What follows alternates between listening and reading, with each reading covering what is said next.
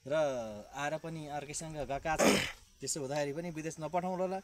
त्यो हिसाबले भन्न खोजेको होइन कि अनार्थ नसम्झिनु होला। यो विषयलाई मैले के भन्दैछु भन्दाखेरि भोलि बिहान उहाँ गएर टिक्न सकेनन् भने आएर काम गर्न पनि नेपालमै हो। त्यही भएर 2 दिनको लागि किन रमाइलो देख्न चाहनुहुन्छ र विदेश पठाउनुहुन्छ र यहाँ आएर सुरुमा नपठाइकन रमाइलो गर्नु नै जिन्दगी त बल्ल पुग्ने छँदैछ यहाँ।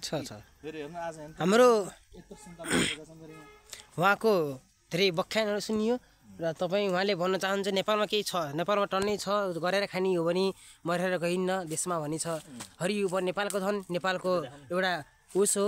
अनि पछि सरले भन्नुभयो कि तपाईँले 24 घन्टा काम गरिराख्नुहुन्छ। हजुर सर, फेरि बिहान 4 बजेदेखि बेलुका 9 बजेसम्म काम गर्ने हो। 9 बजेसम्म तपाईँको आराम भन्ने छैन शरीरमा। आराम त अब के गर्ने, यत्रो सुन्तला लगाएको छ हेर्नुहोस्। सुन्तला हेर्नै पर्यो, नत्र पहेँलो लाग्छ, हिलो लाग्छ, कालो लाग्छ। सुन्तला सबै तपाईँ सरको यस्तो मेहनतलाई नमस्कार गर्दैछौँ र सरको यस्तो मायालाई, देशभक्ति भनिन्छ एउटा सरलाई। सर बिहान 5-4 बजेबाट बेलुका 9 बजीसम्म काम गर्नुहुँदो रहेछ र आफै सर। अनि तपाईँको एउटा कुरा पनि मैले सुनिरहेको थिएँ, तपाईँ जुन जान्छ नि अवश्य हो सुन्तलाहरू जुन गाडी नजाने ठाउँमा, त्यस्तो ठाउँमा नै हजुरले सामानहरू सहयोग ल्याउनुहुन्छ अरे।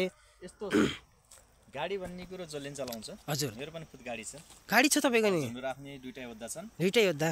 2टा योद्धा, एउटा बोलेरो छ। हजुर। अनि आफूलाई यसो कहिले कता जानलाई स्कर्पियो आफ्नै, कहिले कहिले सर जानलाई स्कर्पियो छ।